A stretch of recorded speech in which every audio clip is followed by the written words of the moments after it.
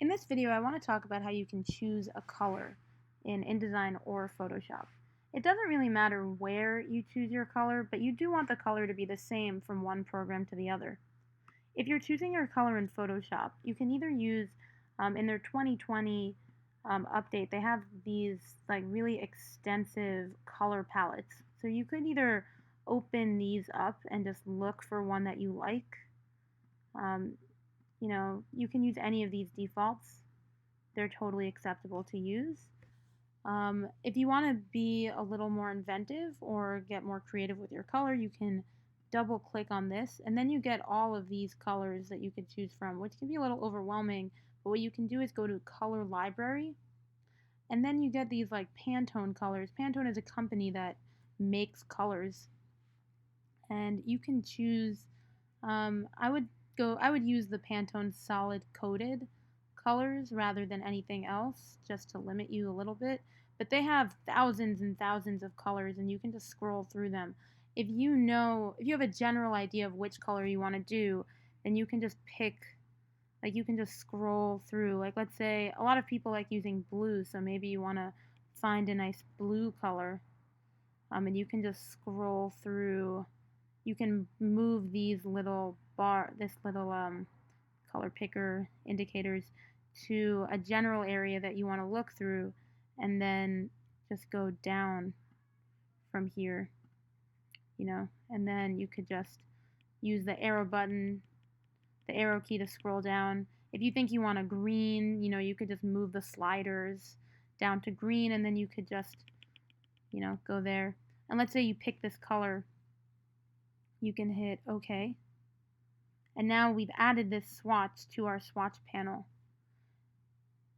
Now the smart thing to do would be to find this color, the color profile. And now I've gone back to the color picker so we can get the actual color profile. I think that the smartest thing to note down is either the RGB color or the, I'm not actually sure what this is called, but it's like the one right near the hashtag. If any of you do computer stuff or web design, you'll be familiar with this. This is how you would program the color if you were making a website. So this is just like the number and letter profile for the picture. And I always like to write this down because it's transferable from one program to the other. So let's say I choose this nice green color. Now if I went to Photoshop, well, this is Photoshop. So now let's say I wanted to change my layer 1 color from orange to this color. I could just copy and paste that. I'm just going to hit cancel now. So now I'm going to select this picture. I'm going to select this selection. I did that by hitting Command and the thumbnail. And now I'm just going to paint them in this color. I think that's a great color for this. And now let's say we want to make sure that all of the colors throughout the document are the same color. So now I'd go back to this color and I would also select it and I'd paint it in green, deselect. Okay, now if I hit save, remember if we use the links panel, it will be reflected here.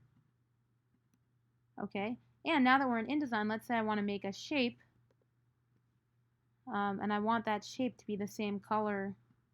So I'm making this, except that I want it to be on my graphic elements layer.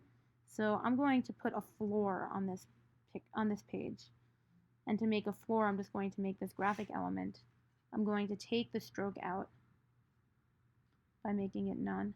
Now if I go to fill, we can make that color. So we double click on this. Now we see this number over here. I'm going to go to Photoshop, double click on this, or really double click over here, and go to Picker so we can get the color profile. If I hit this, it's A7E0C2. I'm just going to copy and paste it into InDesign. And now we get the same color in the same from Photoshop to InDesign. And I can make it and then what I can do is add it to my CMYK swatches. Great. Okay.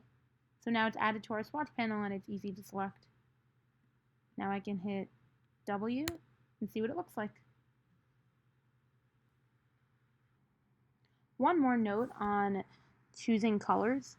There are no good colors and bad colors. There are just colors. You can choose whatever color you want. What you want to keep in mind is that different colors portray different feelings. So what you want to do is choose a color that's appropriate for the mood that you're going with. And you can use color for the pictures, or you can use color in the text. The color is there to indicate what's important or to make things interesting and add contrast. So you just want to use a color that is appropriate and will be fun to look at when you go through this book.